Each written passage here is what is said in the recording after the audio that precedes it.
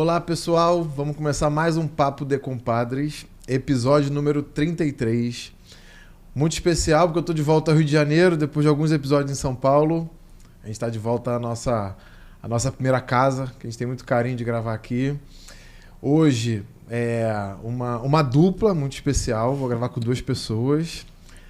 O último episódio, né? Que até tá estreando hoje, no dia dessa gravação. Então esse episódio deve ir pro ar lá mais ou menos uns 10 dias. Eu sempre gosto de falar a data, hoje é dia 28 de maio, a gente tá gravando esse episódio. Então daqui a pouquinho vocês vão poder assistir.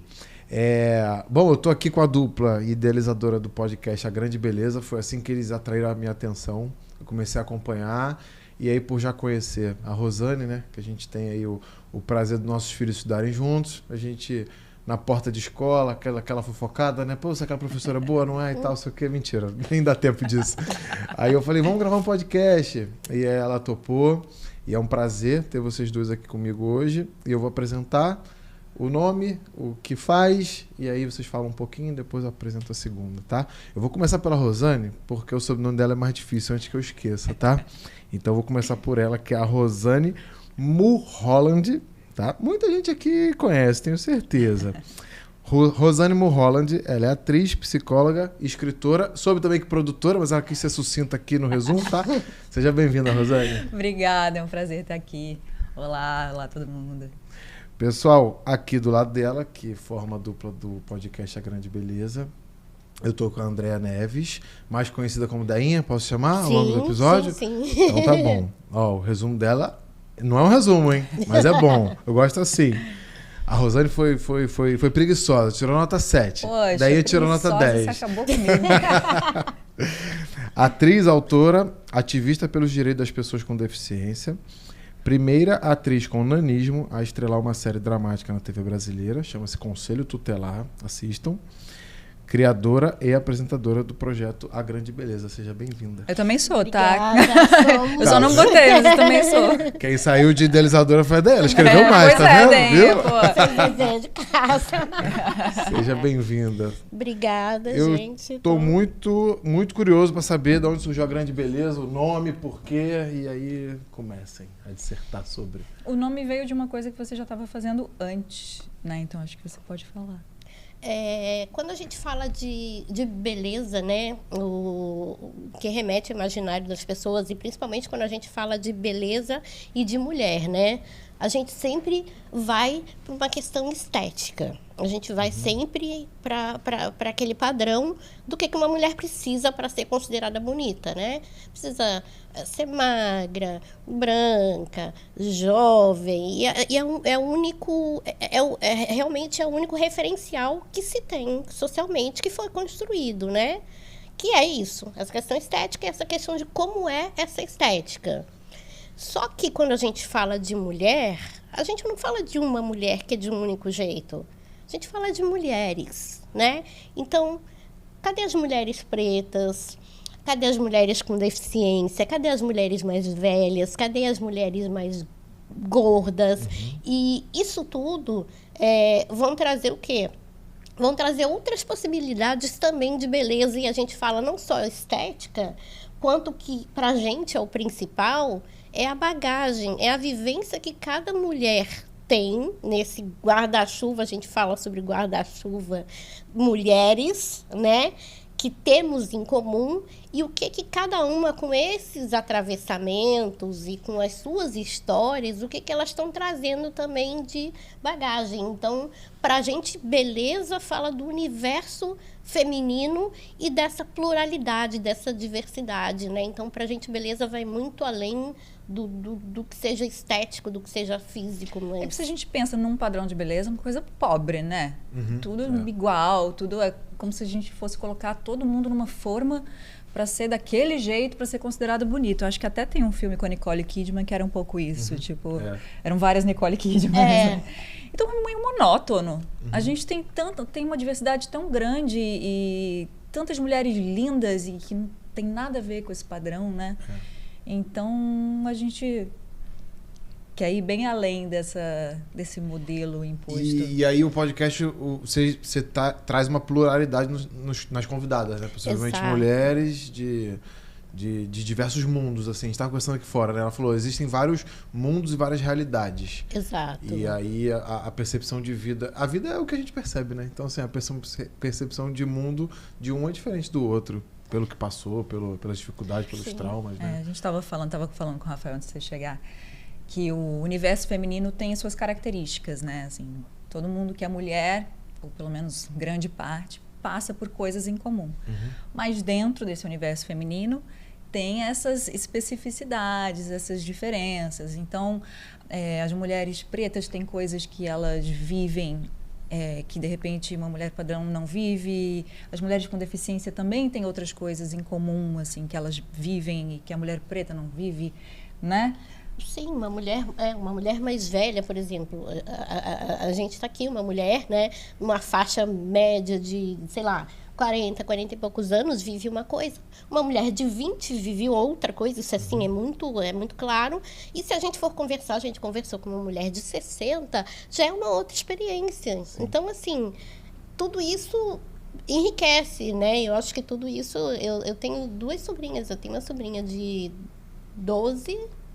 13, fez em março, e tem outra que fez 18 ontem. Né? E a gente troca muito. E eu acho que isso, falando desse recorte de idade, no caso, especificamente para exemplificar o que é de diferente, né? O que nos une. A minha sobrinha outro dia chegou e falou assim, a gente teve um problema, ela foi para a faculdade agora, a gente teve um problema ali que um dos calouros mexeu com uma das meninas calouras e tal, e aí teve que um veterano ir lá falar com ele, porque... a gente sabe que o homem não escuta a mulher, o homem só escuta outro homem. E aí é uma menina de 18 anos falando isso, tendo essa percepção. Isso é muito chocante, né? Porque quando você assiste os programas que tem retratando 1800 e bolinha, isso é muito claro, né? Mas você escutar isso hoje de uma menina de 18 anos, eu acho muito chocante.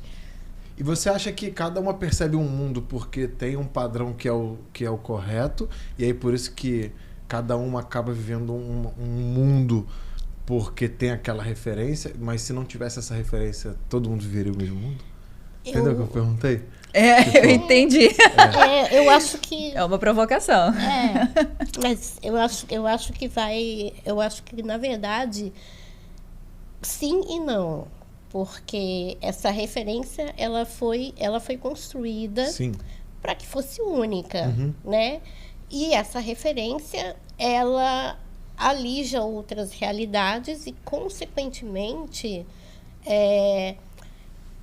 tira oportunidades. É uma questão de estrutura social mesmo, né? A gente sabe que para uma mulher preta estar num espaço de poder é muito mais complicado, porque a gente sabe que a população negra é a população mais empobrecida no país. Então, é muito mais difícil uma mulher negra ascender socialmente por questões estruturais do que uma mulher branca. Eu falo no meu caso também, eu sou uma mulher branca, eu sou uma mulher de classe média, mas eu sou uma mulher com deficiência. Esse recorte, por eu ser uma mulher com deficiência, isso também me traz uma dificuldade por estar fora deste padrão, né? Então, assim, como a gente fala muito sobre a questão de a gente quer igualdade entre as mulheres, quer que todas tenham oportunidades iguais, mas, na verdade, a gente precisa... o termo correto é equidade, porque a gente sabe que cada uma está partindo de um ponto, não é o mesmo lugar. Né? Apesar de sermos mulheres, nunca é o mesmo lugar. A largada nunca é igual para todo mundo.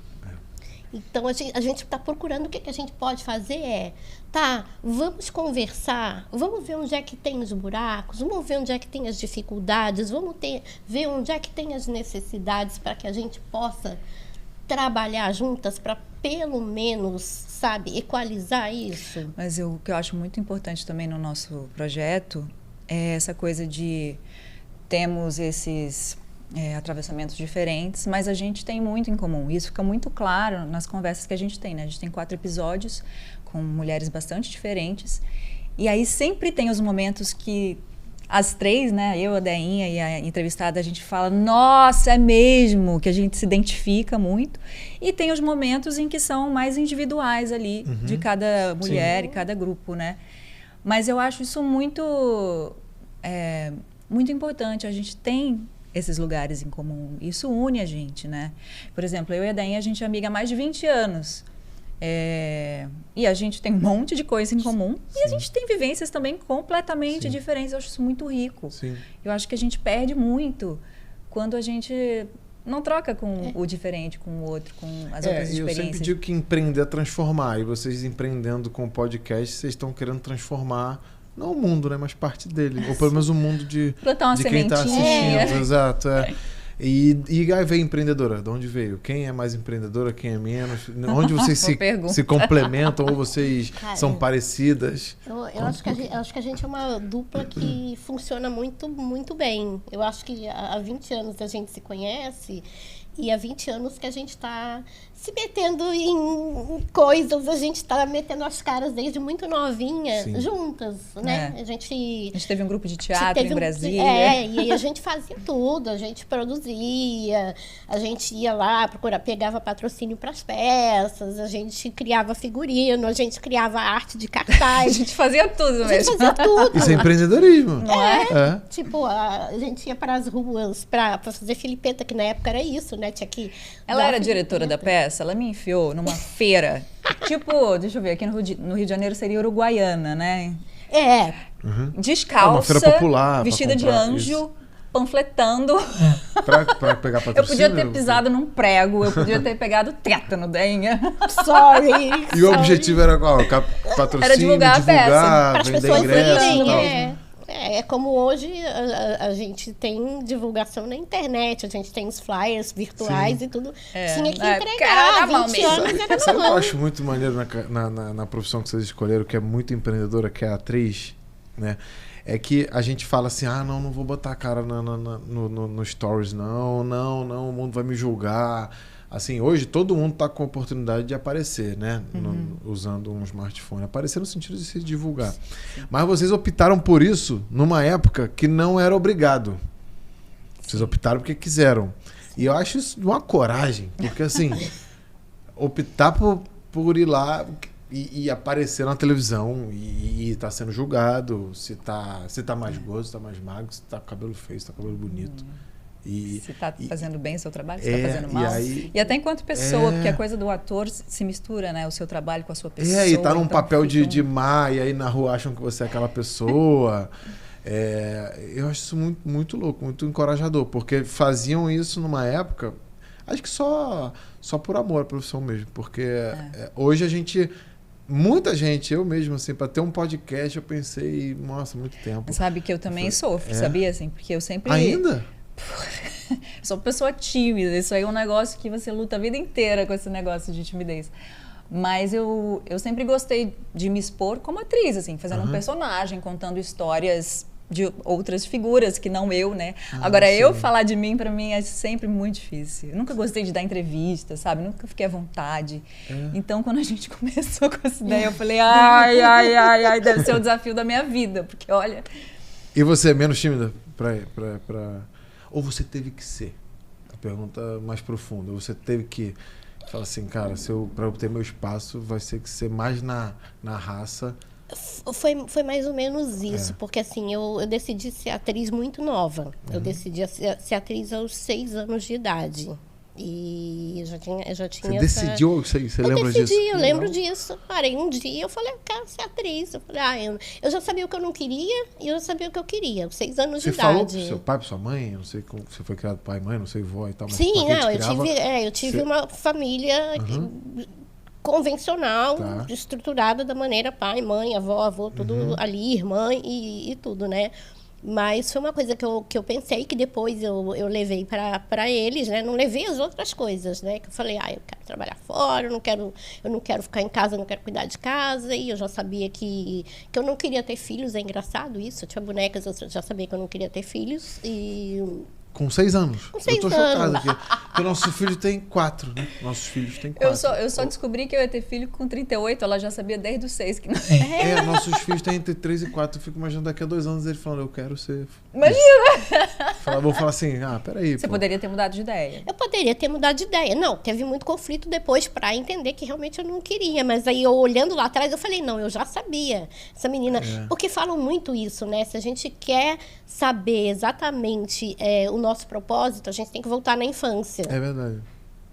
Então, foi isso, foi terapia, foi voltar na infância e entender o que eu não queria, né? Mas como eu queria ser atriz desde muito cedo, e aí eu tinha que fazer atividade física, toda criança tem que fazer aquelas coisas, faz a escola e tem que fazer alguma coisa, e aí eu não me dava bem com nada, a única coisa que eu gostava era o balé, então eu fui pro balé clássico, e aí eu subi no palco pela primeira vez aos 8 anos de idade. Então, eu tô desde 8 anos de idade em cima de um palco, legal. aparecendo. Balé é muito legal, né? Porque o balé é uma mistura de arte com esporte, né? Tipo assim, É meio atleta, né? A bailarina é meio atleta mesmo. Eu tava conversando com minha irmã esses dias, que eu mandei um vídeo pra ela de uma corredora. Ela gosta de correr, assim, correr, pô. Ela corre, normalmente faz essas provas da cidade, né? Aí eu até mandei um vídeo incentivando ela. Tá me incentivando? Não tá me zoando? Não, porque não zoa, né? Nossa, eu sei, porque eu tenho um. Aí eu falei, eu nunca imaginava que você fosse correr. Aí ela até falou assim, é porque eu não sou estilo atleta de corrida, assim, magérrima, né? Que você imagina que corre. Eu falei, não, porque você nunca gostou de esporte. Ela, quem disse que eu não gostava? Eu fazia balé. Aí a gente teve essa... Olha aí, A gente teve essa conversa. Ela não gostava de esporte com bola, essas coisas, mas... Balé é esporte. Aí eu falei, não é arte? Ela. Eu gostava mais de esporte com bola. Eu sempre. Aí que vem também o preconceito, né? Esporte a gente acha que é bola. Sim, mas... E balé, ela falou, competia. Eu ia pra Joinville, pra campeonanatos. Isso é esporte. Sim. E aí você tocou nesse assunto, eu tive essa conversa esses dias com ela. É verdade, porque, tipo, na pandemia eu fiquei parada muito tempo em casa e quando você faz balé, eu fiz 10 anos de balé clássico, fui pra sapatilha de ponta e tudo, e aí quando para, é que nem atleta, fica todo craquelado, é uma coisa assim louca, e agora eu tô tendo que recuperar a musculatura e tudo por conta de ter ficado parada, porque a minha musculatura sempre foi muito exercitada, né? E aí, voltando para sua pergunta quando você teve que encarar, de estar no... De sempre querer, mas assim, eu não tinha essa outra percepção, né? Eu sabia que eu queria ser atriz, eu fiz balé durante 10 anos, quando chegou num momento ali, eu já estava me profissionalizando, só que eu queria fazer vestibular de artes cênicas. Eu falei, não, eu quero ser atriz, eu não quero ser bailarina. Porque já estava você já pode ser ou professora ou bailarina aqui. Pelo tempo que você tem, já estava nesse... Eu falei, não. Aí eu larguei o balé para fazer outras atividades. Quero ser atriz mesmo. Com o passar do tempo atuando e percebendo que era o meu corpo só que estava ali de diferente, porque existia todo um padrão à minha volta, só eu ali, aí eu percebi, não, eu quero ser atriz porque é minha paixão primária, mas eu também tenho uma missão aqui, que é me colocar, que é me expor e que é provocar outro tipo de discussão. Então, isso veio depois. Isso você tinha, sei lá, 16, 18? Você falou 10 anos de balé, começou aos 6... Isso, 17, 17, né? Mas assim, não foi exatamente no início. Eu levei um tempinho para chegar, e ainda é um processo, né? Eu acho que a grande beleza é um grande processo da gente estar se colocando e se entendendo enquanto mulher e enquanto aquilo que vem atravessando esse universo mulher aí, né? Então, veio. Então, aí é uma coisa que agora sim eu levo para minha carreira, e esse lugar da grande beleza é um lugar, para mim, muito importante de amplificar essa discussão, sabe? É muito curioso, assim, porque quando a gente começou, né, a escrever o projeto e tudo, a mulher padrão aqui, queria o quê? Não, vamos colocar todo mundo sem maquiagem, como é de verdade, despir todo mundo, não sei o quê. Aí a Dainha, acho que não. E eu ficava brigando com ela. Aí a gente começou as conversas, e eu me toquei que eu estava completamente fora da realidade, assim. Porque eu tenho meus conflitos com a maquiagem enquanto uma mulher padrão. Mas se você vai para o universo de uma mulher negra, a maquiagem representa outra coisa completamente diferente. Como é para mulher com deficiência. Se você pega uma mulher trans, representa o quê? é outra coisa. Fiquei curioso, tipo... Quer se aprofundar nisso aí um pouco? Não, só porque eu vou fazer um adendo. Mas eu quero você porque eu vou provocar no seguinte sentido. Eu tava vendo um making of, uma matéria da filmagem do Pantera Negra, que foi o primeiro super-herói, né? Negro e etc. Até o ator faleceu, né? Tem pouco tempo. E esse filme dividiu. Eu tava lendo o livro de um dos CEOs da Disney, o Bob Iger, que ficou muitos anos como CEO, e ele fala do Pantera Negra. Foi aí que eu tirei essa informação, porque eu adoro ler também. E aí às vezes eu falo, eu vi um filme, mentira, eu li. Aí às vezes eu vi um filme, não sei de onde veio a informação. Sei que veio. E ele falou que gastou uma fortuna com câmeras e uma série de coisas, de luzes, para fazer o filme, por causa das câmeras não serem preparadas para pele negra, para pele preta. A luz para pessoa negra é completamente diferente. Aí eu fui além nessa pesquisa. E aí é porque os desenvolvedores de tecnologia, na época das câmeras, são brancos. Uhum. E você não pensa... E entendo, tá tudo bem, porque ele desenvolveu a câmera através da percepção de mundo dele. Sim. Por isso que eu tô puxando essa questão de percepção de mundo, que é onde eu quero provocar aqui. E aí a percepção de mundo dele criou uma câmera que não ficava bom. Então, assim, o que ele tem que fazer para compensar isso? Não se criou uma nova câmera, mas intensifica em luz, em câmeras de altíssima resolução. E mesmo assim, o filme teve muita dificuldade de passar uma imagem, né, de qualidade. Isso é muito legal. Você já está meio que respondendo um pouco, que a questão... A mulher negra não tinha uma base da cor da pele dela... E às vezes até ainda já vi pessoas reclamando que, tipo, a negra retinta não tem. Porque não é uma tonalidade só. É o pó de arroz, né? Tô pensando aqui agora. Então quem nunca teve acesso à maquiagem? Uma maquiagem que faz você ficar mais branco, né? Exato. Eu nunca vi um pó de outra cor. Então, isso é uma coisa que é bem recente, que se começou a fazer. Então é uma outra relação. Nunca tinha pensado nisso. Eu gosto de podcast. A única coisa que tem é fazer podcast. Podcast é um MBA da vida. A mulher branca aqui, não sei o quê. Ai, vamos tirar a maquiagem de todo mundo. Sem noção, entendeu? Eu tava na minha bolha como o cara que fez a câmera a partir da percepção dele. Eu vou te dizer uma coisa. Isso que você falou agora, que você trouxe esse exemplo do filme, das câmeras e não sei o quê. Basicamente, você resumiu o que a gente faz na Grande Beleza. Exatamente. É encontrar esses buracos, entendeu? É encontrar... Por que a gente estava conversando ontem também, né? Sobre... É delicado falar um pouquinho sobre isso, mas a gente não entende, não somos especialistas no assunto, deixa bem claro.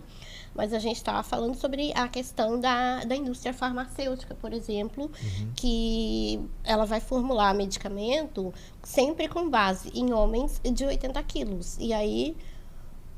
tudo vai ter que se ajustar. Então, mulheres, crianças, né, pessoas que não estão dentro desse lugar ali, vão ter que ficar ajustando dosagem, porque é tudo diante de uma perspectiva única. É visão de um mundo, é isso. É que eu estudo filosofia. Eu adoro essa questão de percepção do mundo. Tipo, é tudo da forma que aquela pessoa tá vendo. Eu tava conversando com minha esposa, assim, até quando você lê um livro de alguém, você tem que tomar cuidado.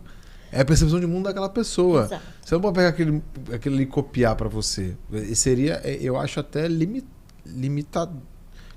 É limitado para você, não é nem limitador nem limitante, mas assim, é uma pessoa limitada que vai pegar aquele livro e sai repetindo. Diria que até a Bíblia, cada um entende de uma maneira. Então, assim, por isso que a leitura é legal. E depois você ter os clubes do livro e tal, né? Você entender. Claro que tem uma verdade ali, a verdade existe. Assim, tem lá uma coisa que vai te passar uma informação verdadeira, como essa questão das câmeras e tal.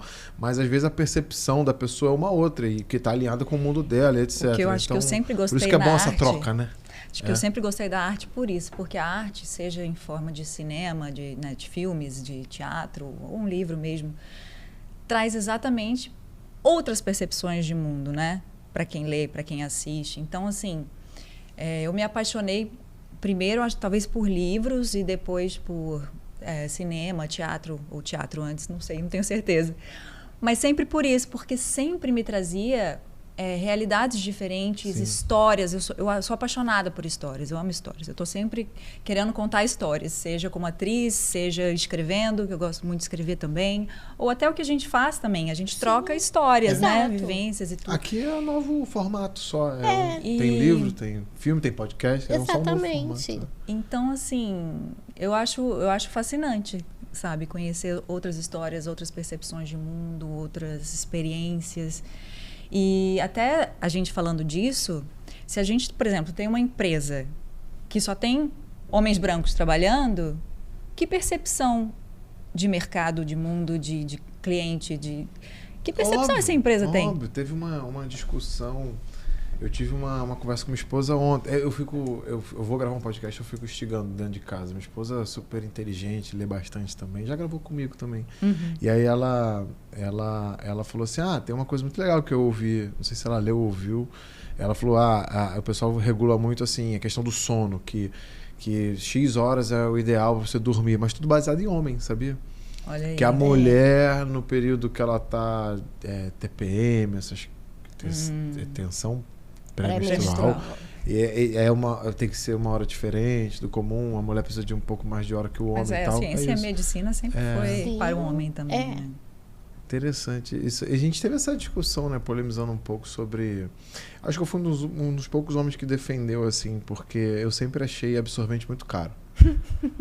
Eu sempre achei muito caro. E teve essa questão, né? Primeiro que quem desenvolveu, talvez lá atrás, foram homens. Provavelmente. E aí depois a coisa até tá mais inclusiva agora para ouvir e trazer uma solução, né?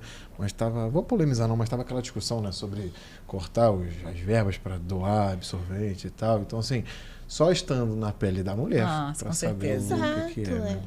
São N... E é por isso que as pessoas precisam ocupar os espaços. Sim. As mulheres precisam ocupar os espaços. E todas essas... Porque a gente não tem como saber, né, qual é a necessidade do outro se a gente não troca com o outro, Sim. se a gente não dialoga com o outro. Né? Tem uma história que é tudo parte da nossa amizade, né? Tem uma história que eu adoro contar, minha com a Dainha, que era mais no início da nossa amizade. Desculpa te interromper. Não, aqui podcast é isso, a gente interrompe, fala. Mas eu tinha uma mania com a Dainha, que era carregar a sacola dela. A gente estava andando, não sei o que, se ela estava com uma sacola, deixa, Dainha, eu levo para você, não sei o que. Não sei por que passava na minha cabeça que eu estava ajudando a carregar a sacola, era legal. Até que um dia, a gente estava brincando num grupo, né, do teatro e tal, de queda de braço. Aí eu fui fazer queda de braço com a Dainha. Ela me humilhou na queda de braço. Imediatamente eu pensei, pra que eu tô carregando sua sacola esse tempo todo? Engraçado, história boa essa, né? Então, assim, é só convivendo que a gente... Você partiu do princípio que ela tinha um braço mais fraco, né? Sei lá o que eu pensei. Não foi achei que eu tava ajudando, cuidando, sei lá, entendeu? Ela não precisava. E você tem essa questão, agora a gente vai voltar para o empreendedorismo, que é o tema do podcast, que vocês são super empreendedoras. Mas é um tema bom de conversar. Mas você, ao mesmo tempo que você... Há sempre preconceitos, claro, né? O preconceito tá aí para todos. Sim. Tava até vendo um corte de um podcast seu, eu esqueci o nome dela, não vou definir ela como a esposa do Rony não, mas é que eu reconheci por isso. Mas é porque eu não sei o nome dela. Então, Anne, parabéns pelo podcast, inclusive. Ela fala sobre se fechar negócios e que só fechavam com não sei se é sócio dela, do negócio dela. O irmão dela. Isso. É porque eu vi só o corte, não vi o episódio inteiro, eu quero até assistir. Mas é impressionante. Uma pessoa que você olha assim e fala, ela não sofre preconceitos, né? Não, é uma mulher padrão. É o padrão lá da sociedade. Bem sucedida isso aí, e tudo. E ela falou, não, cara, ninguém aperta minha mão quando fecha o negócio. apertar a mão dele. E ela é a dona. Isso. A empresa dela. É porque é o que você falou, é a questão da ótica, né? De por que lente que aquilo está sempre sendo vista, né? Está sempre sendo vista. Se você for colocar realmente nos lugares de poder, existe uma lente específica. Não adianta. Existe uma lente. São homens brancos e o que a gente precisa é trazer realmente mulheres, é o que a gente quer, trazer mulheres e trazer mulheres que possam contar essas outras histórias também Sim. Não, isso existe mesmo. Quando você olha assim, o Antônio Fagundes, tá bonito, grisalho e tal, parece uma mulher grisalhona. A primeira coisa é falar que ela tá gorda, ou então o cabelo branco tá horrível. Tá desleixada. Não, agora com a pandemia, muitas mulheres assumiram seus brancos, eu acho isso maravilhoso. E foi uma luta para que hoje, né? Hoje em dia a gente já tem campanhas publicitárias com mulheres com cabelos brancos, a gente já tem shampoo específicos, linhas de tratamento. Porque tem mercado para isso também. Vamos falar de negócio também. Tem mercado. Como tem, se uma empresa tem... Por exemplo, vamos para pessoas com deficiência. A gente entrevistou também a pessoa maravilhosa, a Natália. Natália Santos, que é cega. E ela nunca enxergou. Ela foi a primeira assistente de direção cega da Rede Globo. Então ela dirigiu um set, tocou um set. Eu tô vendo sozinha. uma série agora que é sobre A Luz que Todo Mundo Pode Ver. Como é que é o nome dessa série? Com o Mark Ruffalo. A Carol vai me matar que eu esqueci o nome do cara. Porque ele está amando a série. Eu vou achar o nome da série. Você consegue ver, Natasha, pra mim? A Luz que Todo Mundo Pode Ver. Se você botar aí, Netflix, Mark Ruffalo, A Luz que Todo Mundo Vê. Enfim, é cega a menina. E eu me identifiquei muito que eu tenho um tio que nasceu cego também. Olha aí. E ele vai fazer 70 anos. Ele nasceu cego e até hoje é cego. A gente tem até uma discussão. Olha que louco. O podcast é isso, tá? A gente vai voando. Depois eu volto, a gente volta. Eu converso isso muito com minha esposa. O que é melhor, nascer cego ou ficar cego? Então, vamos lá. Fazendo até uma homenagem ao meu tio, que me ensinou muito sobre vida, porque crescer com ele me ensinou muito. Lógico. E eu ainda encontro ele de vez em quando, mas eu preciso ver mais. Às vezes a gente quer ajudar as pessoas que estão muito longe, fazendo doações e tal, isso aqui tem tanta gente perto da gente, né? E às vezes essa pessoa que está perto, ela bateu também saudade dele agora. Tá te enriquecendo. Você trocar com aquela pessoa é enriquecedor. Mas eu converso muito, troco muito. E foi uma troca recente também, né? De achar outras pessoas com deficiência, porque o meu meio também, que eu convivia, eram de pessoas padrão, né? Eu tive, a partir de um incômodo meu, eu fui procurar pessoas com deficiência para trocar com elas, para entender que a minha vivência não era solitária, né? E a menina nasceu cega ou ficou cega? A Natália nunca enxergou. Ela enxergou alguma coisa, acho que preto e branco e cinza. Ela tem baixa visão, né? É uma coisa assim. Ela teve muito pouco tempo que ela enxergou pouco. Ela nasceu com baixa visão. Porque eu fiz essa pergunta que o mundo de quem nasceu é diferente do mundo que ficou. Com certeza, porque eu fico assim, meu tio não sabe o que é luz, o que é cor. E sabe que ele fala que tá de dia, tá de noite, ele fala que o oceano é bonito e tal. Talvez ele tenha uma definição. São outras percepções de mundo, completamente ele sonha, diferentes. Ele conta o sonho dele. Eu falo que ele sonha e vê o quê? Sim. Quando ele sonha e vê o quê? Se ele nunca viu. É muito louco. Mas ele viu da mandou? maneira que... Eu vou pegar o nome daqui a pouco, mas pode falar. Ele viu da maneira com que a subjetividade dele construiu, né? Porque, por exemplo, eu nasci com uma deficiência, mas a minha deficiência ela só apareceu, digamos assim, lá pelos 11, 12 anos, porque a minha síndrome, ela vai diminuindo a curva de crescimento ao longo do tempo. Então, na época dos 12, que você tem aquele estirão, né, de criança para adolescente, então a minha curva de crescimento foi menor. Sim. Então, é uma síndrome super rara. Então, eu convivi a minha infância inteira como uma criança padrão, né, com a estatura padrão das outras crianças. E ao longo do tempo, eu fui ficando... a diferença de estatura foi aumentando. Sim. Só que, para mim, assim, era o meu desenvolvimento natural. Então, eu posso dizer que eu nasci com uma deficiência. Eu sempre fui uma mulher com deficiência e convivi com isso, né? Porque aquilo era natural para mim. Nunca foi uma questão. Agora, uma pessoa que, de repente, sofre um acidente e se torna uma pessoa com deficiência, e eu falo isso porque todos nós, de alguma maneira, vamos nos tornar pessoas com deficiência, porque nós vamos envelhecer. Então, queremos, né? Sim. Então, existe um processo aí de adaptação. Existem pessoas que conduzem esse processo e conseguem levar este processo de uma maneira... É delicado falar isso, porque não é o meu lugar, né? Mas existem pessoas que conseguem levar isso de uma maneira ok.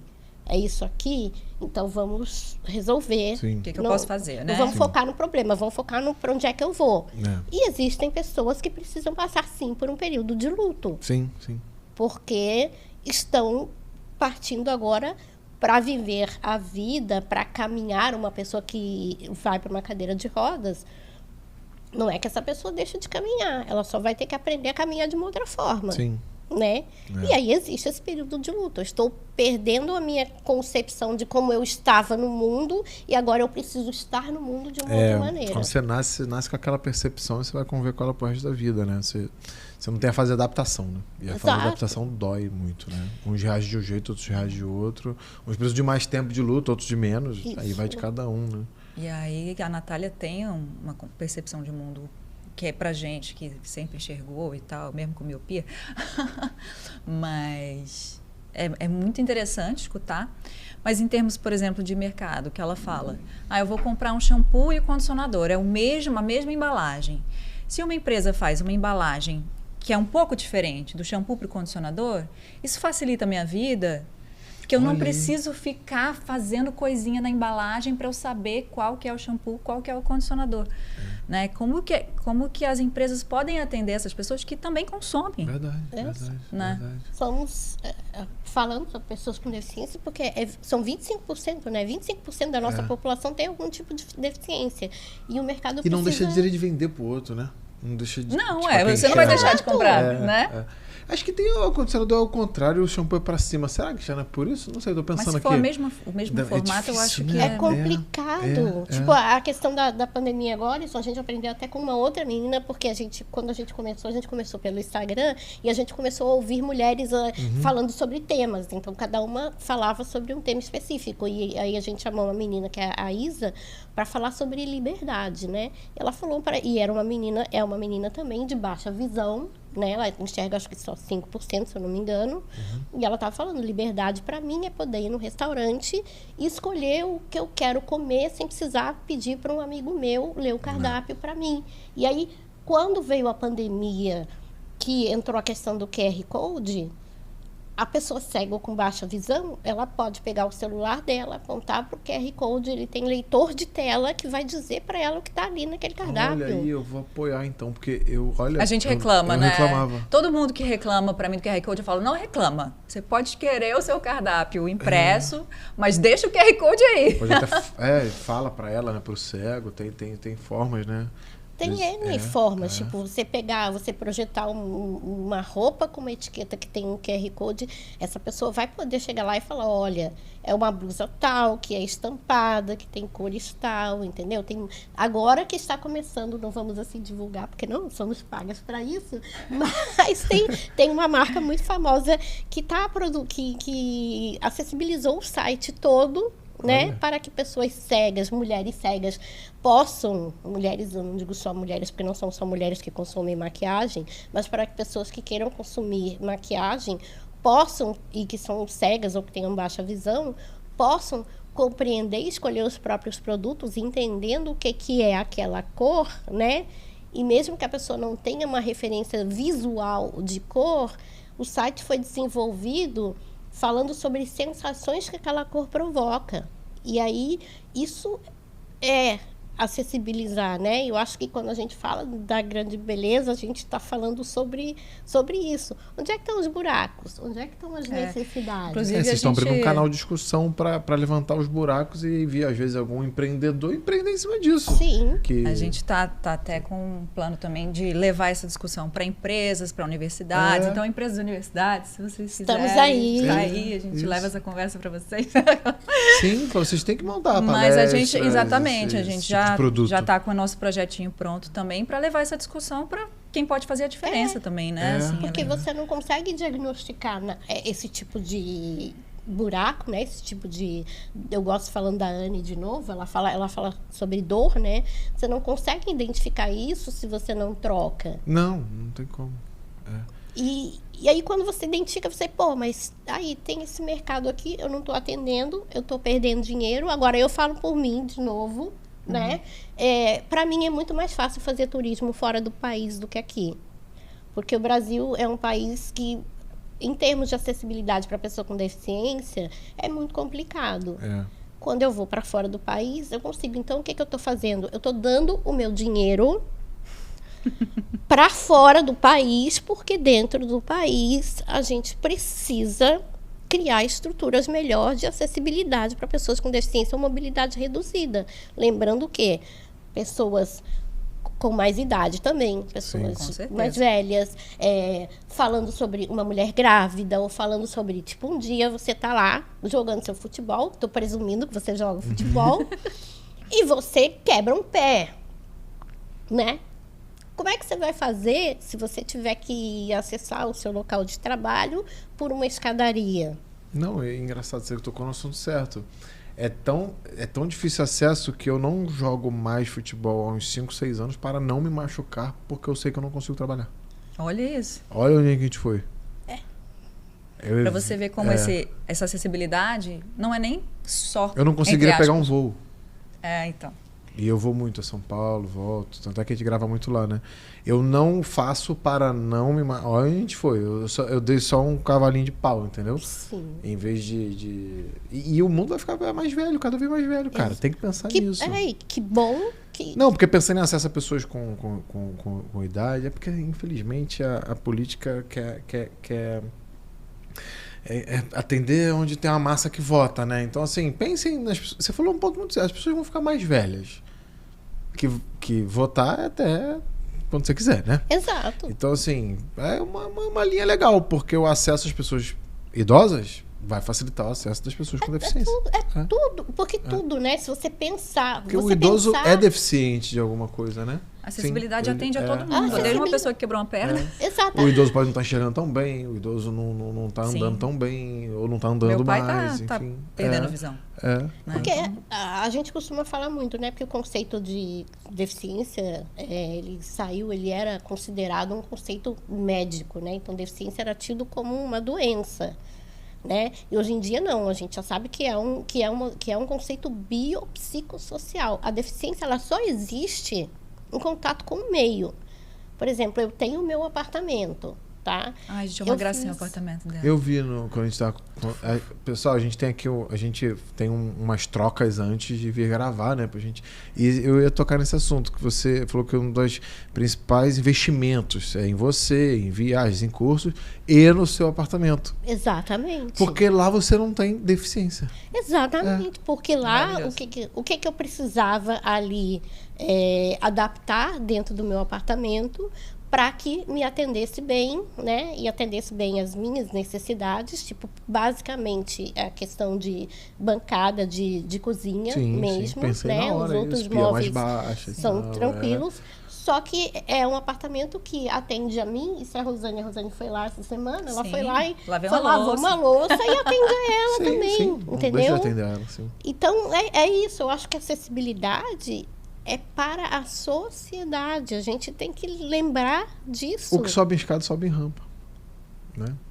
Tipo, é isso. A gente tem que... Você vai estar com uma compra você pesada, não tá tirando cara. O acesso de quem não tem aquela deficiência. Não dá nada. Vai no mercado, você pega uma compra pesada e tudo. Tipo, é muito mais tranquilo você poder subir num lugar. E assim, a gente não está só falando sobre rampa, sobre corrimão, mas a gente está falando... eu tô falando isso porque é uma coisa na minha cabeça, porque eu sou leigo, por isso vocês estão aqui para me ensinar tudo, que eu quero aprender mais sobre isso. Mas logo que vem a acessibilidade, você pensa em rampa. Não tem escada, tem rampa. Mas tem muita coisa, fio, etc. Né? A principal é a atitudinal. É a atitude das pessoas. As pessoas pararem, olharem para o outro e... Eu tenho uma amiga, sempre falando histórias, eu tenho uma amiga que ela é celíaca, né? Então, ela tem intolerância ao glúten. E eu saio com ela, a gente não... Vamos sair, vamos comer alguma coisa e tudo. Ela tem lugares, restaurante, onde você tenha glúten, ela não pode ir, porque existe uma questão de contaminação cruzada. Até você preparar uma comida sem glúten, na mesma cozinha que você preparar uma comida com glúten, existe a contaminação. Então, o que eu faço? Eu vou com ela, existem restaurantes específicos que são seguros para celíacos. Então, eu vou aonde para ela é seguro Então, a minha atitude é, vamos sair para comer alguma coisa? Então, vamos sair para algum lugar que lhe atenda. Ela tem uma família gigante, mais de 100 pessoas, é uma família imensa. Tem festa na família, tem a comida ali da festa e tudo. Tem sempre uma confeitaria especial que faz bolos, salgadinhos, e tem a mesa de bolos e de salgados para que ela e a filha dela possam consumir. Tipo, você vai receber alguém na sua casa. Hoje em dia, eu acho que é mais do que comum, né? A gente dá uma festa na casa, recebe pessoas, a gente sempre... vamos aqui trazer opções assim, vamos trazer opções com carne, vamos trazer opções vegetarianas, porque tem pessoas que são ou vegetarianas ou veganas. A gente já está pensando sobre isso, né? Mas tá pensando porque tem gente fazendo barulho. A questão é essa. Estamos fazendo o nosso barulho. Exato. Movimentos existem para isso. E eu acho que começa, se a gente começar a prestar atenção e não só esperar do outro, mas praticar isso também no nosso dia a dia. Se eu for receber, conversando isso com a Rosane ontem, né? Se eu for receber, por exemplo, vou receber, eu tenho uma amiga que, quero ir lá para sua casa. Essa amiga tem baixa visão também, né? Eu tenho várias amigas com baixa visão. E aí eu vou perguntar para ela, ok, dentro da minha casa, ela é adaptada para mim, como é que vai ficar mais confortável para você? Porque, de repente, eu preciso afastar algum móvel, alguma coisa, para que fique melhor para ela circular, entendeu? Então, essa atitude depende de mim. E esse barulho que um grupo faz, a gente entrevistou aqui o pessoal da Nomu, de produto vegano, e eles falam, cara, nosso produto não vem só para vegano, não. A gente recebe depoimento de mães que falam, meu filho não comia pizza há 10 anos e agora ele come pizza, porque ele tem problema com lactose, entendeu? Sim. Então, assim, é isso. Você não atinge só um público, não. Você atinge várias pessoas indiretas que precisam daquele produto, que é pensado para um público, mas que indiretamente atinge outros. Nessa troca que a gente tem antes, você falou sobre interseccionalidade. Aí quando eu li isso, eu falei assim, cara, não sei o que é isso, mas deve ser legal, vou perguntar no podcast. E aí quem vai explicar? Qual das duas? A Veinha tem uma explicação mais didática. Você quer a explicação mais para todo mundo entender. Para todo mundo entender. Tá ouvindo, então vamos lá. Interseccionalidade basicamente a gente tem a Grande Beleza, que é um projeto que é focado no universo feminino. Então, estamos falando de mulheres, tá? Eu e Rosane somos duas mulheres, nós somos apresentadoras da Grande Beleza, né? Somos duas mulheres brancas e classe média, etc, etc. Né? E aí, Rosane é uma mulher padrão, ok, aí a Rosane foi muito, muito, muito maquiada e tem bode de maquiagem, porque ela foi muito maquiada. Me senti obrigada a me maquiar pra ser, sei lá, pro meu trabalho mesmo, assim, eu era uma... Agora eu vou ter que explicar. Porque eu era uma menina que não... Hoje em dia eu vejo essas meninas, né, de 13 anos, tudo sabendo maquiar, não sei o que, unha pintada. Eu não fazia nada disso. Eu era meio bicho do mato, meio bicho grilo, sei lá. Eu não tinha essa vaidade, Então, eu não me maquiava muito. Eu fui pintar a unha já bem mais velha e tal. E aí, quando eu comecei a trabalhar como atriz, isso foi exigido de mim. Sim. E para mim era uma coisa natural. Foi uma coisa que eu tive que ir aceitando, entendendo, não sei o quê. E aí, você é tão maquiado na televisão que você se acostuma um pouco com aquele rosto, né? Sim. E aí... Cada evento, cada coisa era sempre uma obrigação de estar com aquele rosto que não era o meu, né? Eu não acordo dessa forma. E aquilo foi me dando também uma falta de habilidade minha, eu acho, mas que completa esse combo, mas assim, foi me dando um bode de maquiagem, pra mim virou uma obrigação chata, sabe? Vou ter que fazer uma maquiagem. Por isso que eu queria tirar a maquiagem. Que foi bom ouvir as outras pessoas. Porém, não é sobre mim, né? Mas aí continua, a gente tem essa discussão. Então, eu coloquei o exemplo da Rosane e aí, Mas foi bom ela ter falado isso sobre maquiagem, porque é chato, não quero te interromper, a gente vai voltar para esse assunto, mas eu vejo, a gente vai sair, a minha esposa precisa de muito tempo antes. Não, ela gasta mais dinheiro que você, porque ela tem que comprar um monte de maquiagem cara. Aí ela tem um tempo muito maior para se arrumar. E dá maior trabalhão, né? Pensa, se uma mulher vai num evento de trabalho que tem que estar bem arrumada. O que você faz para ir num evento desse? põe uma roupinha eu sem bacana. roupa só. A mulher vai fazer a unha, vai no salão, tem a roupa, tem os acessórios. Então, assim, é mais caro e ocupa mais tempo. E ainda ganha menos que você. Olha aí, um ponto bom. Não é? É verdade. Vai, E você voltando. com maquiagem, você fez trabalhos de longos, né? Tipo séries, novelas e tal. Era todo dia. Eu fiz muita uma maquiagem. novela chamada Carrossel, que acho que é a mais conhecida, infantil, que eu passei 1 ano e meio com cara de professora Helena. São quantos episódios que tem? 300 olha e aí, alguma coisa. no mínimo... Não, quer dizer, olha idiota aqui. Não é um episódio um dia só, não. Sim. O episódio às vezes demora dias, né? A gente você vai para outros cenários vai e tal. Geralmente por cenários mesmo.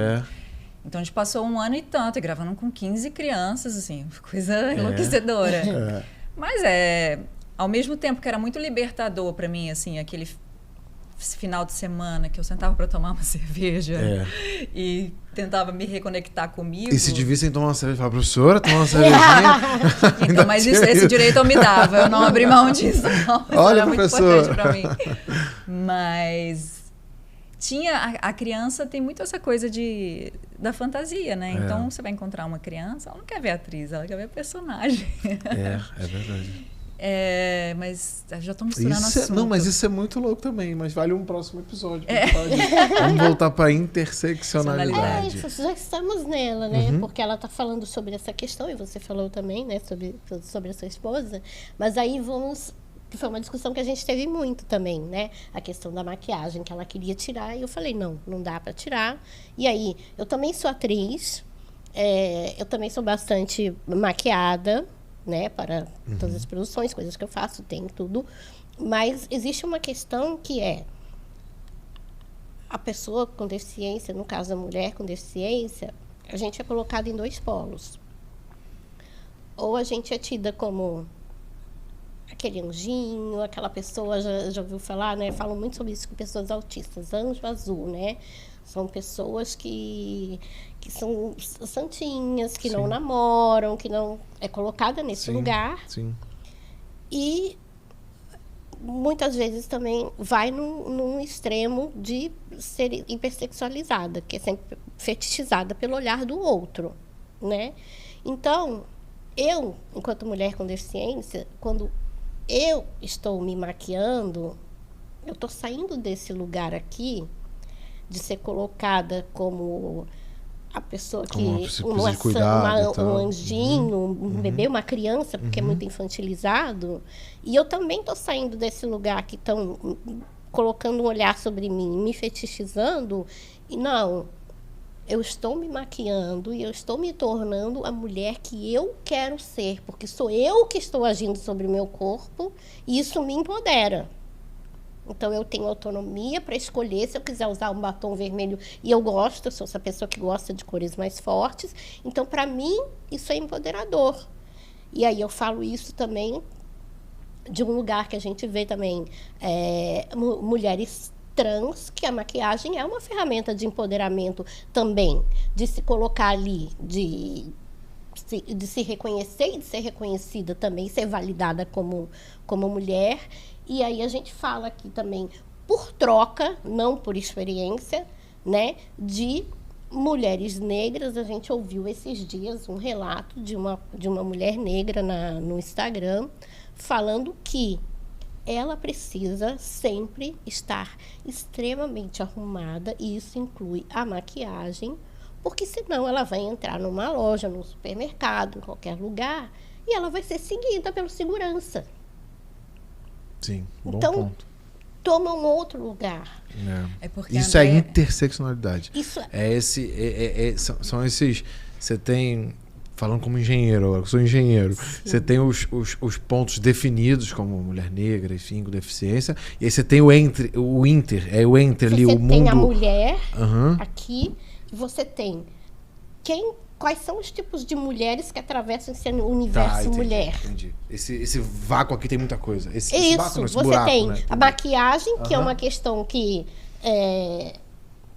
hoje em dia está muito mais democrática. Tá bom. Não é só uma coisa, tem uma sopa de letrinhas ali no meio ali. É tudo que atravessa uma coisa. Sim. Eu vou contar uma história, eu falo demais, a Rosane, não sei se ela falou, eu falo Por demais. isso que ela escreve muito, né, Renata? Mas, Mas tá bom, pode continuar. nos Estados Unidos, na década de 70, e eu tenho que puxar muito por essa questão da deficiência, porque é a minha vivência, existia um movimento de luta por direitos civis das pessoas com deficiência, a partir de tem um documentário na Netflix que é muito bom, que eu vou sugerir, que se chama Crip Camp, que conta essa história, que eram adolescentes que se juntaram, adolescentes com deficiência, que foram para um acampamento. Desse acampamento, isso virou uma organização em que eles saíram de lá mais maduros e eles foram protestar nas ruas e acamparam na porta do poder público. Qual o nome da série? Crip Camp. Vou dar também aquela minha dica que ficou faltando. Para quem está assistindo aqui, já anota as 2 dicas, então. Crip Camp é um documentário que a Natasha quebrou meu galho. É produzido, inclusive, pelo casal Barack e Michelle Obama. Legal. Vou ouvir. Fica a dica aqui. Quando eu ouvir o nosso episódio, eu ouço todos os episódios. Sim. E o que eu sugiro é Toda a Luz que Não Podemos Ver. Tá no Netflix. Toda a Luz que Não Podemos Ver. Fala sobre a guerra, a Segunda Guerra, na época que a Alemanha estava invadindo os países e tal. Tem uma menina cega. Eu não vou dar spoiler, não. Tá, e fala muito e explica e mostra muito esse mundo da pessoa com deficiência, no caso a cegueira, né? Sim. Como ela fez para sobreviver naquele caos, né? Sim. E aí, voltando aqui no Crip Camp, ele é um ótimo exemplo de interseccionalidade, o que aconteceu ali nesse movimento. Porque as pessoas, aquele grupo de pessoas com deficiência foi acampar ali em frente ao poder público, eu não lembro exatamente qual é o órgão, acho que eles ficaram uns 45 dias ali, e eles tiveram auxílio do movimento dos Pantera Negra. Que legal. Por quê? Porque um dos cabeças ali dos Pantera Negra também era um homem com deficiência. Então, ele era um homem negro com deficiência. Isso é interseccionalidade. Entendi. Eu ainda não tinha entendido tão bem. Agora tá claro. Você é uma professora. Por isso que eu deixo ela falar essa parte. Você explicou muito bem. Explica melhor. Agora, puxando uma coisa, sem zero polemizar, eu estava conversando antes de você chegar, a gente estava falando em off aqui. Esse assunto é interessante porque, assim, o padrão, homem, hétero, branco também, né, que é que eu represento, eu sinto também que o homem, no nosso perfil, ninguém nunca pergunta muito quem eu sou como pessoa, pergunta só quem eu sou como profissional. Tipo assim, você vai falar, o Rafael, o que ele faz? Tipo assim, tem essa questão também que tem uma frase que diz que mulher, criança, etc., vão ser amados naturalmente, e o homem só vai ser amado se ele entregar alguma coisa. Tipo, essa questão da história de a guerra e tudo mais. Estou puxando um pouco para esse lado para a gente levantar essa discussão. Óbvio que o mundo é quase zero cruel com a gente, mas se tem uma coisa que a gente também tem que levantar, é que pergunta um pouco o que o homem é por dentro, e sim o que ele entrega. Então, qual a profissão, até quanto dinheiro ele tem, define muito para ele se posicionar na sociedade, né? Eu adoraria ouvir os homens falando sobre o universo deles, porque Legal. claro que também tem N questões Sim. que são diferentes das nossas, assim, mas eu acho que os homens falam um pouco, né? Troca esse que a gente estava pouco. conversando antes aqui. Há pouca troca, porque se começar a trocar muito e um homem chorar e tal, acabou Isso é muito ruim também. Acabou a moral dele, né? E então, aí, assim, acho que é por isso que evita ter um pouco disso, né? Porque a gente é criado que homem não chora, né? Agora desde eu vou criança, provocar. Né? Isso aí. Dentro disso que você está falando, então eu vou estabelecer uma provocação. Sim. Eu não acho que seja mais fácil para o homem, porque eu acho que o que é cobrado do homem é uma performance de gênero também, né? Então, o homem, desde muito novinho, também existe um outro modelo, documentário, né? Que eu não lembro na Netflix, eu vou lembrar, depois eu passo. Mas que o menino, desde muito novo, ele é cobrado a reprimir seus sentimentos, Sim. a ser forte, desde cedo ele está ali aprendendo, ao mesmo tempo que você dá para uma menina brincar de boneca, de casinha, de não sei o quê, você está dando ali jogos para o menino de competição de carro, guerra, lutinha, guerra, ferramenta. arma, capacete. Então, assim, não é permitido ao homem, desde criança, eu acho que fazem isso com meninos, não é permitido ao homem entrar em contato com a sua subjetividade, com a sua afetividade, com a sua vulnerabilidade. Ele não pode, homens não podem demonstrar suas vulnerabilidades. O que acontece? Homens morrem mais cedo, homens têm uma grande incidência de adoecimento mental, Sim. né? E acho isso muito triste, porque não consegue extravasar, não troca com um amigo, porque se ele vai trocar com um amigo é isso, você é fraco, você é... Então, eu acho isso muito sério. A gente precisa... Tudo isso precisa ser discutido, porque eu acho que tudo isso está assentado num lugar que é ruim para todo mundo. Com certeza. Muito bom. A raiz é a mesma, né? A raiz é a mesma, chama-se patriarcado, que é uma porcaria para todo mundo. Legal, legal. Pô, nosso papo foi profundo, tá sendo, né? A gente foi longe. Não, mas eu precisava representar nesse sentido, né? Falar, porque não é bom, realmente. Não, é zero bom. Acho que eu peço, por exemplo, o desemprego. O desemprego para o homem é muito humilhante. Você sabia que eu tenho muito esse... se você quer arrumar um emprego, fala comigo. Não que eu tenha mais acesso que ninguém, não. Mas aquilo para mim é uma dor sem fim. E muito do meu perfil empreendedor é para eu estar no controle. Porque eu talvez não me sentisse bem se alguém estivesse no controle dessa questão, sabe? Porque minha criação foi sustentar a família, tal, papai, aquele. E aí você fala, pô, se alguém tá decidindo isso por mim... Meu marido é bem assim também. Ah, legal. Ou o Marcos, né? Ele é ótimo, né? Qual é o nome da peça dele que a gente foi lá? Alguma Coisa Podre. Musical Alguma maravilhoso. Coisa Podre. Nossa, maravilhoso. Olha que eu fui...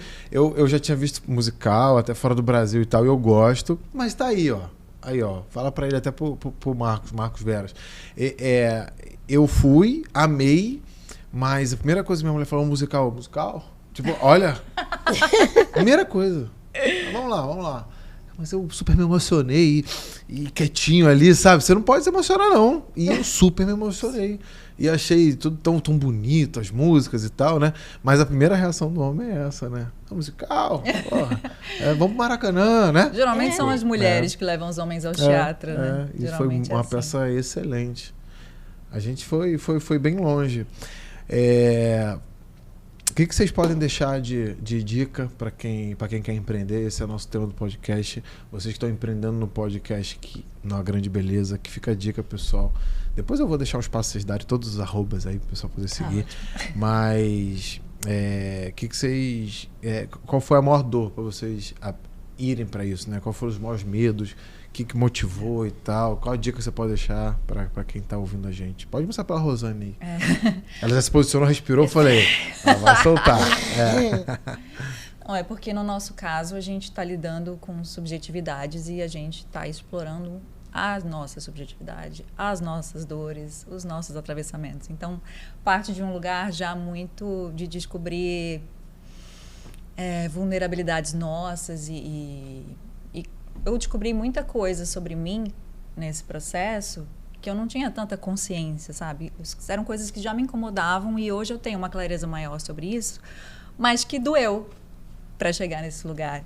Então, chegar no lugar de inaugurar o podcast. De poder falar sobre isso, de entender o que acontece comigo enquanto mulher na sociedade, o que aconteceu dentro da minha história, enfim... o que a gente está fazendo exige essa investigação pessoal, né? Que não é fácil. E, além disso, falar sobre isso publicamente. Para mim, isso é muito difícil. Eu tô... Você tocou num ponto certo que, assim, falar o papo de compadres que é de empreendedorismo e é para ter essa leveza, esse papo bem, assim... Não tem pauta, né? Não tem pergunta pensada e tal. A gente se conhece um pouco antes... Porque muitas vezes eu te conheci tem 1 hora quando você chegou aqui, mas eu preciso conhecer antes. Então a gente tem ali um procedimento, mas aqui é zero padrão de perguntas e tal. Tanto é que a gente foi em assuntos aí muito loucos. De verdade, várias coisas que eu falei aqui eu nem esperava falar. Até mesmo essa questão do Pantera Negra que eu lembrei quando você falou, quando ela falou de maquiagem. Eu falei, mas por quê? Eu falei, será que é o mesmo motivo? E de fato era. Mas falar de empreendedorismo é uma posição muito confortável para mim. Porque empreendedorismo tá na moda, é legal e tal, e eu vou trazer empreendedores, as histórias são sempre ótimas. Claro que a gente busca sempre falar das dores, né? Mas daí o podcast de vocês exige muito mais coragem, porque é falar de vocês e abrir espaço para as pessoas que sofrem. E para vir pedrada de fora é muito mais fácil. Então, sempre. Por isso, quando eu vi o podcast, eu falei assim, o Papo de Compadre tem que dar espaço para esse tipo de empreendedorismo. Porque o empreendedorismo nossa, vendi meu carro, abri uma loja, agora meu produto vale $1 bilhão e tal. É linda a história, ótimo, tem que ser valorizado também, mas empreendedorismo não é só isso. Tem muita gente que empreende sem emitir nota fiscal. Tem muita gente que empreende de várias formas. A gente pretende também, né? Mas a gente ainda está no processo. Que é um processo. Mas eu digo que a gente passa uma vida empreendendo sem emitir nota fiscal. Até mesmo um líder religioso sério, alguma coisa assim, está empreendendo sem fazer isso, né? Tipo, espero que vocês emitam muitas. Vou dar palestra. Exato. Mas eu digo que tem vários espaços para empreendedorismo. Eu fui aprendendo isso no podcast. Porque para mim empreendedorismo era uma coisa, né? Agora não, a gente consegue enxergar que empreendedorismo é muito. Então, dá os parabéns a vocês por terem trazido um tema polêmico, importante, e que não é qualquer um que arrisca a história bela de vocês na televisão, como atriz e tal.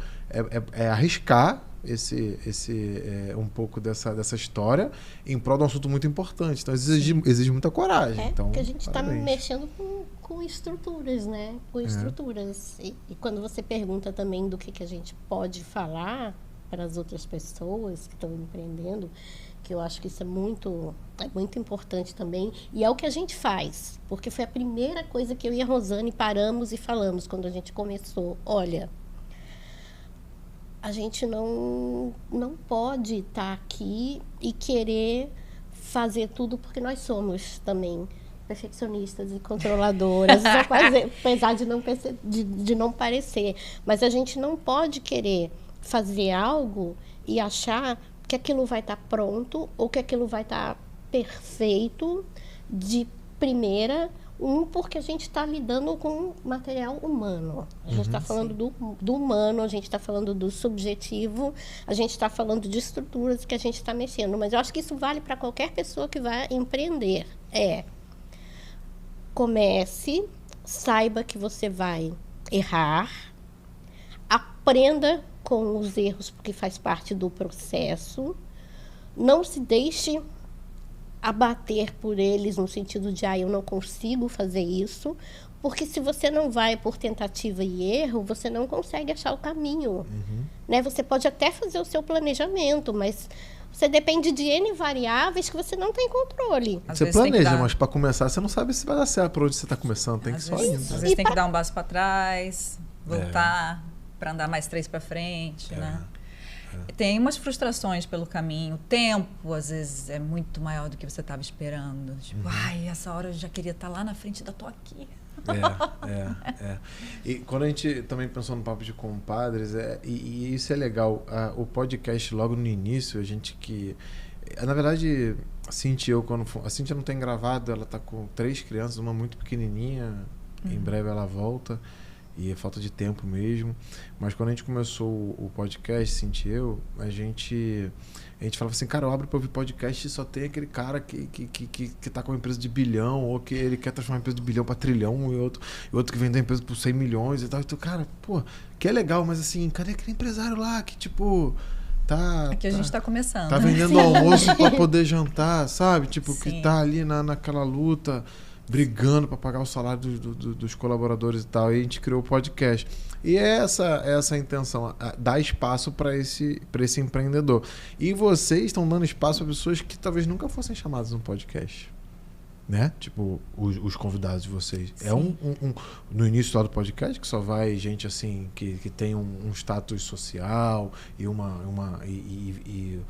sei lá, que nasceu nesse perfil que você falou, né? Que é o estereótipo padrão. Então, vocês estão dando espaço para muita gente que tem muito o que falar. Porque aí, quando eles falarem, as pessoas vão pensar no produto, no shampoo correto, vai pensar no restaurante. Eu que reclamava do QR Code já no Já restaurante. não vai mais reclamar, por favor. Então, assim, vocês estão dando espaço para as pessoas que precisam... Acho que só a internet, né? Que é o lado bom, né? É o lado bom da internet. Eu acho que mais até do que isso, né? Do que dar esse espaço para as pessoas que que não teriam, teoricamente, esse espaço, mas eu acho que principalmente dá esse espaço para que a sociedade reflita sobre isso. Dá espaço para a sociedade ver. Na verdade, Porque se você ligar a televisão, você não vê. Na verdade, é isso. A gente tem que parar e... Caramba, eu não pensei nisso, tá? E como é que eu posso fazer? Aí eu tenho uma empresa, eu tenho uma casa, eu tenho pessoas, e como é que eu posso agir? Porque tudo que a gente vai falar e que vai falar sobre o ser humano, que a gente puder se ajudar, se melhorar, sabe? Poder oferecer o melhor para o outro e poder trocar com o outro, a gente só vai se enriquecer. E não só de maneira, sou um empresário e agora eu vou produzir aqui produtos para atender essa necessidade aqui do mercado, que não existe, né? Vou atender aqui bases de diversos tons para pele negra. Não é só isso. Sim. Se eu vou me enriquecer como ser humano, eu vou construir uma equipe diversa que vai poder estabelecer conexões criativas, porque eu vou ter várias cabeças com várias realidades pensando juntos. Vão sair coisas muito melhores que vão comunicar isso ao público, que esse público vai se identificar com o que eu estou comunicando e, consequentemente, vai acontecer a venda e vai acontecer também a satisfação daquela pessoa que vai ter o produto para ela. E, no caso humano mesmo, vai acontecer, espero que aconteça, né? A ideia toda é essa, que a gente possa se mobilizar para que não hajam tantos buracos, tantas dores, tantos sofrimentos. E a gente fala para mulheres e a gente fala para homens, porque se melhora para um, melhora para todo mundo, se cada um puder abrir mão um pouco do seu próprio poder, né? E de procurar mesmo trabalhar por essa equidade, sabe? Todo mundo sai ganhando, todo mundo. Eu acho que quem tem poder quem tem poder, você entendeu o que eu quero dizer, né? A gente estava essa palavra assim, mas quem tem o poder de fazer alguma coisa tem que dar espaço para quem naquele momento está sem o poder. Acho que isso que é fazer a sociedade crescer, né? Empreendedorismo é isso. Exato. É você abrir um negócio e aquela pessoa que entrou contigo ali, às vezes um estagiário vira a ser um sócio e todo mundo cresce, a empresa cresce e tal. Acho que é isso. Você tem o poder de dar o canal para alguém falar, e você chamar aquela pessoa às vezes que está sem aquele poder naquele momento, vem falar junto com a gente. E aí você vai deixando todo mundo com espaço. Só ganha, né? Dá para criar uma relação ganha-ganha na maioria das coisas. Acho que em tudo, assim. É que afirmar tudo é muito... Aí vai alguém ouvindo e fala, não, tudo não. Tudo não. Mas acho que em boa parte. Bom, eu acho mais saudável, pelo menos. Nosso papo foi ótimo. Deixem em redes sociais. Vamos divulgar a Grande Beleza. Vamos fazer... No Instagram, somos @agrandebeleza. No YouTube, a Grande Beleza. Vamos vender o nosso peixe aqui, 2 coisas. Nós estamos querendo já fazer a nossa 2ª temporada do nosso videocast. Sim. Então, se alguém tiver interesse aceitamos parcerias. em fazer alguma parceria e participar desse movimento com a gente, só entrar em contato. Pelo Instagram mesmo tem nosso contato lá. Isso, tem o nosso e-mail. E a gente também está por conta dessas experiências todas, a gente também está oferecendo palestras para empresas, para universidades, ensino, porque são discussões que são muito importantes e que podem incrementar, eu acho que pode ajudar muito, né? Todo mundo que puder acessar. Então, a gente está oferecendo muito mais do que respostas, mas a gente está oferecendo perguntas, a gente está instigando as pessoas a pensarem fora da caixa. Isso. As pessoas julgam muito, vai dizer o que tem que fazer? Não, só para a gente pensar junto. Esse é o objetivo da palestra ou de um evento nesse sentido. Tem muito preconceito nesse sentido. Tá falando o quê? Nunca. Não, tá falando para todo mundo pensar e trazer novas ideias. Porque se ninguém falar, o assunto morre. Exato. Pessoal, o episódio foi incrível. Segue a gente lá no @papo.decompadres. Se inscreve no canal do YouTube. Muito importante. Falta só essa meta. Chegar no número X de inscritos no canal do YouTube. Para a gente também ser monetizado. Para que facilite trazer mais convidados. Também Quem quiser patrocinar nosso podcast está à disposição também aqui. Essa tela linda onde passa logo de diversas empresas aí de sucesso. Bom, continue seguindo a gente. Espero que vocês tenham gostado. Obrigado, André. Obrigado, Rosane. Obrigada a você. Nosso episódio não foi bom, foi lindo. Beijo para todo mundo. Tchau, pessoal. Tchau. Beijo.